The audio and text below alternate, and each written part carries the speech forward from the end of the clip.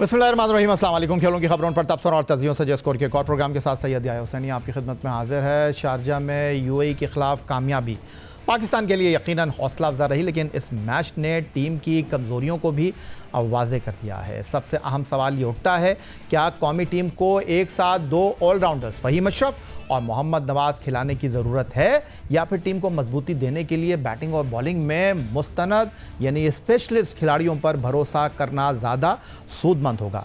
UAE जैसी निस्बतन कमज़ोर टीमों के खिलाफ ड्रॉप कैचेस, फील्डिंग में गलतियाँ और नाक़िस मनसूबाबंदी पाकिस्तान को मैच में वापस आने का मौका फराहम कर देती है। लेकिन यही सूरत हाल अगर भारत, श्रीलंका या अफगानिस्तान जैसी मजबूत टीमों के खिलाफ पेश आई तो फिर वापसी का रास्ता बंद हो जाएगा। ऑलराउंडर का होना टीम के लिए फ़ायदेमंद ज़रूर है, लेकिन अगर वो ना बैटिंग में खातिर खा कारकर्दगी का मुजाहरा कर सकें, ना ही बॉलिंग में तसलसल दिखा पाएँ, तो टीम का तवाज़ुन बिगड़ सकता है। एशिया कप जैसे बड़े और दबाव वाले टूर्नामेंट में छोटी छोटी गलतियां बड़े नताइज मुरतब कर सकती हैं। लिहाजा टीम मैनेजमेंट को अब यह फैसला करना होगा कि हिकमत अमली ऑलराउंडर्स के गिर्द घूमेगी या फिर स्पेशलिस्ट खिलाड़ियों को ज़्यादा मौका दिया जाएगा। वक्त बहुत कम है और फैसला दुरुस्त ना हुआ तो पाकिस्तान के लिए एशिया कप का सफ़र सख्त और मुश्किल में पड़ सकता है। पाकिस्तान टी20 क्रिकेट टीम की मैदान में हिकमत अमली के पीछे वो जहन white ball coach Mike Hasan और कप्तान सलमान अली आगा का नज़र आता है। ग्रीन शर्ट्स को क्रिकेट के मैदानों में फतूहात दिलाने के लिए इन दोनों से उम्मीदें और तवक्कुआत हैं, और इन दोनों की ये नई शुरुआत भी है। उन्हें टीम को ऐसी सिमत पर गामज़न करना है जिसकी मंजिल सिर्फ जीत हो, चाहे वो एशिया कप की ट्रॉफी हो या फिर आइंदा साल होने वाले टी20 वर्ल्ड कप की। इसमें कोई दो राय नहीं कि इस वक्त टीम मैनेजमेंट एक मुस्बत सोच के साथ आगे बढ़ रही है, लेकिन फतूहात की राह मुंतखब करने के लिए उन्हें हिकमत अमली में कुछ तब्दीली की ज़रूरत दरपेश है। पाकिस्तान टीम 3 मुल्की टूर्नामेंट में इस वक्त 2 ऑलराउंडर्स फ़हीम अशरफ और मोहम्मद नवाज़ की सूरत में मैदान में उतर रही है, और स्पेशलिस्ट बॉलर चाहे वो अबरार अहमद हो या सुफियान मुकीम, उनमें से किसी एक को बेंच पर बैठाना पड़ता है। मगर यहाँ ये सवाल जन्म ले रहा है, क्या मजबूत टीमों के खिलाफ फ़हीम अशरफ के साथ मोहम्मद नवाज़ को खिलाना सूदमंद साबित होगा या नहीं।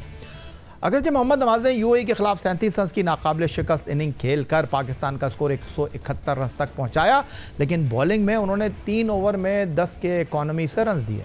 मोहम्मद नवाज़ ने कम बैक किया, 10 टी20 मैचों में हिस्सा लिया, जहां उनका बैट सिर्फ 17 की औसत से 136 रन बना सका। बॉलिंग में वो 10 मुकाबलों में पूरे ओवर भी न कर सके और उन्होंने 29.4 ओवर कराए, जहां वो 199 रन की पिटाई बर्दाश्त करते हुए 15 विकेटें लेने में कामयाब रहे। इस परफॉर्मेंस के बाद सवाल ये बनता है कि फ़हीम अशरफ के साथ क्या मोहम्मद नवाज़ की टीम में जगह बनती है, या फिर उनकी जगह स्पेशलिस्ट खिलाड़ियों को प्लेइंग 11 में जगह देना चाहिए। पाकिस्तान क्रिकेट टीम का top order opener Sahibzada Farhan, opener Saim Ayub और 1 डाउन पोजीशन पर खेलने वाले तजुर्बेकार फ़खर ज़मान पर इन्हिसार कर रहा है। 3 मुल्की टूर्नामेंट में यूएई के खिलाफ मैच में पाकिस्तानी बैटर फ़खर ज़मान का बल्ला खूब चला। फ़खर ज़मान ने 44 गेंदों पर 10 चौकों और 2 छक्कों के साथ 77 रन स्कोर किए, लेकिन सलमान अली आगा की क़यादत में खेलते हुए फ़खर ज़मान ने जो 9 मैच खेले हैं उनमें ये उनकी पहली निफ सेंचुरी है। इससे पहले वो बांग्लादेश के खिलाफ 44 रन बनाने में कामयाब हुए थे। साहबजादा फरहान, जिन्होंने अपनी जारहाना बैटिंग से खुद को मनवाया है और प्लेइंग 11 में मुस्तकिल जगह हासिल कर रहे हैं, मगर वो आखिरी 4 मैचों में नाकाम दिखाई दिए, जहां उनका स्कोर 21, 8, 18 और 16 रहा है। अलबत्ता आखिरी 10 मैचों में वो 292 रन 3 निफ सेंचुरियों की मदद से बनाने में कामयाब रहे। तीसरे बैटर साइम अयूब हैं, उनकी परफॉर्मेंस तसलसल के लिहाज से इन दोनों बैटर से बेहतर है। आखिरी 13 मैचों में वो 3 निफ सेंचुरियों से 301 रन बनाने में कामयाब हुए, लेकिन ये भी हकीकत है कि 6 मैचों में वो डबल फिगर में दाखिल ना हो सके। कोच और कप्तान दोनों के लिए इस शोबे पर तवज्जो देने की अशद ज़रूरत है, क्योंकि अगर तसलसल ना हुआ तो भारत, बांग्लादेश, श्रीलंका और अफगानिस्तान जैसी टीमें एशिया कप में उन्हें टिकने भी नहीं देंगी। पाकिस्तानी मिस्ट्री स्पिनर अबरार अहमद ने यूएई के खिलाफ अपने टी20 करियर की बेहतरीन बॉलिंग करते हुए सिर्फ 9 रन के बदले 4 विकेटें हासिल की, जिसकी बदौलत वो मैच के बेहतरीन खिलाड़ी का अवार्ड लेने में कामयाब रहे। लेकिन ये भी उनकी बदकिस्मती है कि वो 18 अप्रैल 2024 को टी20 डेब्यू करने के बाद टी20 टीम के मुस्तकिल रुकन दिखाई नहीं दे रहे हैं, और आखिरी 10 मैचों की बात करें तो मोहम्मद नवाज़ की मौजूदगी में वो सिर्फ 5 मैच ही खेल सके हैं, उधर सुफियान मुकीम के साथ भी कुछ ऐसी ही सूरत हाल है। ट्राई नेशन सीरीज़ में सुफियान मुकीम की मौजूदगी में अबरार अहमद को पहले 2 मुकाबलों में बेंच पर बैठना पड़ा और जब अबरार अहमद को प्लेइंग 11 का हिस्सा बनाया गया तो सुफियान मुकीम को प्लेइंग 11 में जगह मिल ना सकी। मैच के बाद मीडिया के सामने प्रेस कॉन्फ्रेंस में मिस्ट्री स्पिनर अबरार अहमद से भी यही सवाल हुआ, क्या यूएई की कंडीशन को देखते हुए सुफियान मुकीम और आपको एक साथ मौका नहीं मिलना चाहिए? लेकिन अबरार अहमद ने इस बात का एतराफ़ किया कि पिच स्पिनर को सपोर्ट कर रही है, लेकिन साहिम अयूब, सलमान अली आगा की मौजूदगी में दो स्पेशलिस्ट स्पिनर को खिलाने पर मुत्तफिक नहीं। ठीक कह रहे हैं आप, स्पिन को सपोर्ट कर रही है, बट ये है कि आप पहले पिच को रीड करें ना। पिच क्या आप स्लो बॉल मांग रही है, पिच आपसे तेज़ बॉल मांग रही है। पिच को आप जितना अच्छा रीड करोगे, उसके मुताबिक बॉलिंग करोगे, तो मुझे ऐसे लगता है कि उससे ज़्यादा सक्सेस मिलेगा, और मैंने वही किया। देखिए, दोनों एक साथ खेल रहे, ये आप लोग की थिंकिंग है और लोगों की भी होगी, बट वो ये है कि साहिम अयूब से भी बॉलिंग करवा देते हैं, आगा भाई भी है, जो मुझे लगता है हमारे स्पिनर है जो मिल बांट के बॉलिंग कर लेते, तो इसलिए और इससे ये फ़ायदा भी होता है कि हमारी बैटिंग देर तक होती है। अगर मुझ में और सुफियान में कोई खेलता है तो इससे हमारी बैटिंग भी लंबी होती है। ये थे पाकिस्तान के मिस्ट्री स्पिनर अबरार अहमद। जो खेलते हैं तो सुफियान मुकीम बाहर बैठते हैं, सुफियान मुकीम खेलते हैं तो ये बाहर बैठते हैं, और ये कहते हैं कि जो यूएई की कंडीशन है उसमें टीम पाकिस्तान में कप्तान सलमान अली आगा भी बॉल डाल लेते हैं, मोहम्मद नवाज़ भी बॉलिंग कर लेते हैं और साहिम अयूब भी बॉलिंग कर लेते हैं, और इन तमाम की मौजूदगी में 2 स्पेशलिस्ट स्पिनर के साथ जाना इतना आसान है नहीं। उधर शारजा में होने वाले 3 मुल्की क्रिकेट टूर्नामेंट के फ़ाइनल के लिए पाकिस्तान और अफ़गानिस्तान ने क्वालिफाई कर लिया है और टूर्नामेंट का फ़ाइनल 7 सितंबर को शारजा में मुनक्किद होगा।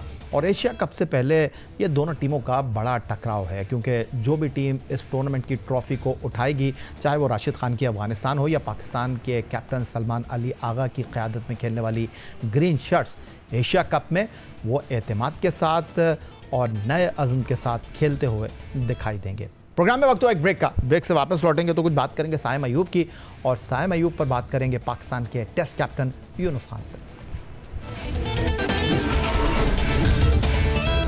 पाकिस्तान क्रिकेट टीम में चंद ऐसे खिलाड़ी भी हैं जिन्हें किस्मत का धनी कहा जाए तो गलत ना होगा। मॉडर्न डे क्रिकेट में परफॉर्मेंस में अदम तसलसल के बावजूद कौमी सतह पर उनको तवातुर के साथ अहलियत और सलाहियत के नाम पर खिलाना और खिलाते रहना, इस फहरिस्त में मौजूदा कौमी क्रिकेट टीम में एक नाम जो सर फहरिस्त दिखाई देता है वो है साहिम अयूब। अपने नो लुक शॉट से शोहरत की बुलंदियों को छूने वाले बाएं हाथ के बल्लेबाज के बारे में ये कहना कि उन्होंने कभी परफॉर्म नहीं किया, ऐसा कहना नाइंसाफ़ी होगी। साहिम अयूब के करियर में नवंबर-दिसंबर 2024 का दौरा जिम्बाब्वे और जनूबी अफ्रीका इंतहाई शानदार नौइयत के रहे, जहां बाएं हाथ के बल्लेबाज ने 6 वनडे मुकाबलों में 3 सेंचुरी इनिंग खेली। अलबत्ता इस साल जनवरी में केप टाउन टेस्ट में पिंडली की इंजरी ने उन्हें क्रिकेट की दुनिया से दूर कर दिया।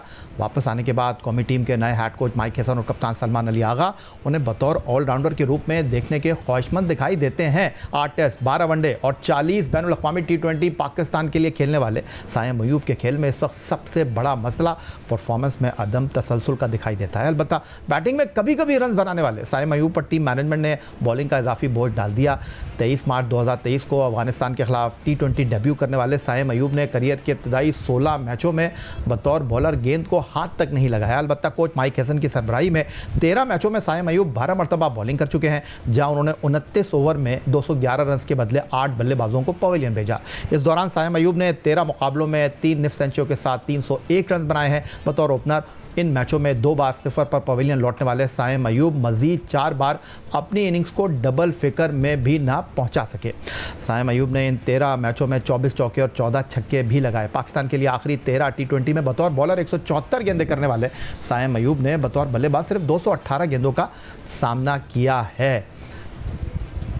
और साहिम अयूब के हवाले से बात करने के लिए पाकिस्तान के साबिक टेस्ट कैप्टन यूनुस खान से हम पूछते हैं कि सलाहियत और अहलियत के सभी मुतारिफ हैं साहिम के, लेकिन यूनुस खान साहब आप क्या कहेंगे मुसलसल मवाक़े और परफॉर्मेंस में अदम तसलसल साहिम अयूब से मुताल्लिक़ ये सोच जो अब पुख्ता हो रही है, क्या ये सवाल बनता है या आप समझते हैं कि अभी ये सब कुछ कबल अज़ वक्त है?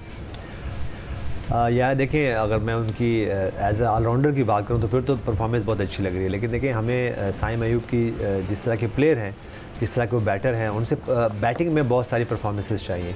अगर वो किसी तरह कर सकें, और ख़ास तौर पे देखिए मैं ये देखता हूँ कि जब आप इंटरनेशनल क्रिकेट खेलते हो तो आपकी टेक्निक एक्सपोज ज़रूर होती है। तो मेरे ख्याल से थोड़ा सा वो अहेड रहें अपने गेम में, और जो उनकी वीक पॉइंट्स हैं, वीकनेसेस हैं, उस पर काम करें। और अब तो कोचेस भी बहुत ज़बरदस्त है, जैसे माइक हैसन की बात कर रहे हैं, इंटरनेशनल सतह पे बहुत ज़्यादा जो है वो कोचिंग कर चुके हैं और टॉप की टीमों के साथ उन्होंने काम किया। तो मेरे ख्याल से उनको ये अपनी जो वीकनेसेस हैं उस पर काम करना चाहिए, क्योंकि देखिए जब आपने एज अ ओपनर खेलना है तो आपने नए बॉल खेलने हैं, तो जब नए बॉल खेलने तो आपकी टेक्निक एक्सपोज होगी। 2 के T20 में अगर मैं बात करूं तो ज़्यादातर एक्सक्लूसिव शॉट्स खेलते हैं, नो लुक शॉट्स आप खेलते हो, लेकिन मेरे ख्याल से देखिए कहीं ना कहीं आपकी टेक्निक एक्सपोज होती है। तो उनकी ये वीकनेसेस हैं, उन पर अगर काम करेंगे तो उनमें पोटेंशियल ज़रूर है और वो पाकिस्तान के लिए परफॉर्मेंसेस कर सकते हैं। यूनुस खान साहब, जब से माइक हैसन बतौर कोच कौमी टीम के साथ एसोसिएट हुए हैं, वो साइम अयूब को एक बॉलर के रूप में आगे लाने के ख्वाहिशमंद दिखाई देते हैं, लेकिन मसला ये है कि साइम अयूब ना तो अब तक उनकी कोचिंग में बल्लेबाज की हैसियत से उभर कर सामने आ सके हैं, और बॉलिंग का मामला भी आपके सामने है। माइक हैसन की कोचिंग में साइम अयूब ने बतौर बल्लेबाज 218 गेंदें खेली और 174 गेंदें की हैं, तो इसको आप किस तरह देख रहे हैं? देखिए याया, मेरे ख्याल से वही वाली बात है कि जैसे मैंने पहले कहा आपको कि उनको अपनी बैटिंग पे बहुत ज़्यादा जो है वो उनको उनकी जो वीकनेसेस है उस पर काम करना पड़ेगा। और मेरे ख्याल से देखिए इन दिनों में अगर मैं बात करूं तो बहुत सारी इन्फॉर्मेशन मौजूद है, वो अपनी बैटिंग टेक्निक की बात कर लें तो उसको वो देख सकते हैं। लेकिन याया मैं ये समझता हूँ कि अच्छी बात है कि आपको आपकी अगर एक क्रिकेटर है तो उसको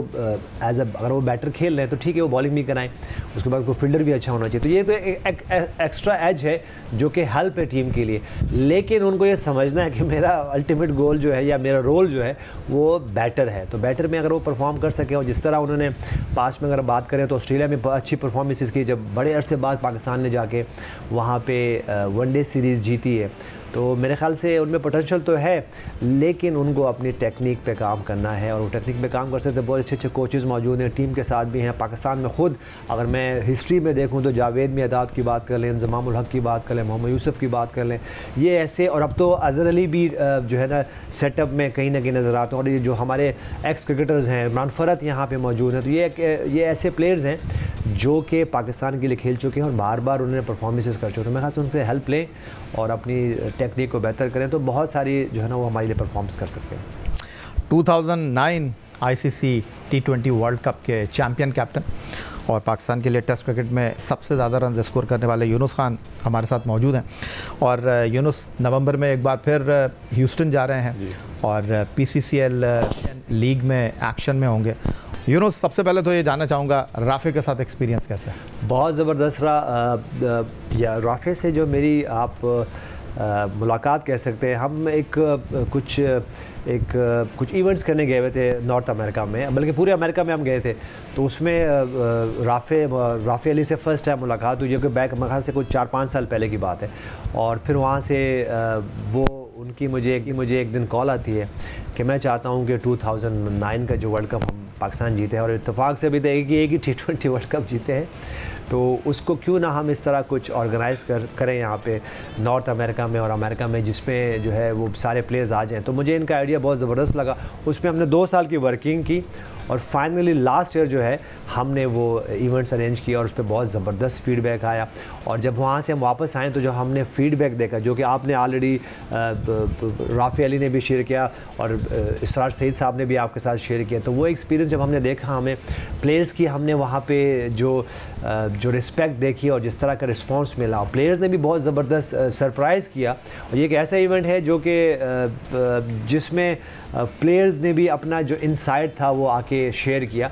तो उसके बाद हम जब वहाँ से उठे हैं और हमने वहाँ पे ये प्लान किया, लास्ट ईयर ही प्लान कर लिया था कि अब हम इसको नेक्स्ट स्टेप पे कैसे लेके जाना। तो उसके बाद अब आपके सामने है, इंशाल्लाह नवंबर में नॉर्थ अमेरिका जाएंगे, वहाँ पे एक सेलिब्रिटी जो लीग होने जा T20 लीग होगी वहाँ पे, और उसमें हम इकट्ठे होंगे और हम फिर चाहेंगे कि वहाँ पे जाके, देखिए होता क्या है जब इस तरह के कुछ इवेंट्स होते हैं, इस तरह के जो वेंचर्स होते हैं, उसका फ़ायदा ये होता है कि वहाँ पर ठीक है, अगर हम ये बात करें तो हो सकता है इसमें कुछ रिटायर्ड क्रिकेटर्स हों, उसमें सेलिब्रिटीज़ आपकी जो स्टार जा रहे हैं वो जा रहे हों, लेकिन उसका फ़ायदा क्या होता है कि कुछ यंगस्टर्स को वो मोटिवेट होते हैं। और मेरे ख्याल से जिस तरह इस वक्त पूरे अमेरिका में क्रिकेट का क्रेज़ हमने देखा, लास्ट वर्ल्ड कप के मैचेस वहाँ हुए, उसके बाद जो रिस्पांस आया, स्पॉन्सरशिप बहुत अच्छी है, मार्केट बहुत अच्छी है। तो मेरे ख्याल से ये एक अच्छी अपॉर्चुनिटीज़ हैं हम सब के लिए और वहाँ के लोकल्स के लिए भी कि वो इस मौके से फ़ायदा उठा सके, इस अपॉर्चुनिटी को कैश कर सकें। अब मज़ीद हम यूनुस खान को नहीं बुलवाएंगे क्योंकि आप इनको देखेंगे पाकिस्तान के पहले स्पोर्ट्स चैनल जियो सुपर की स्क्रीन पर 7 सितंबर को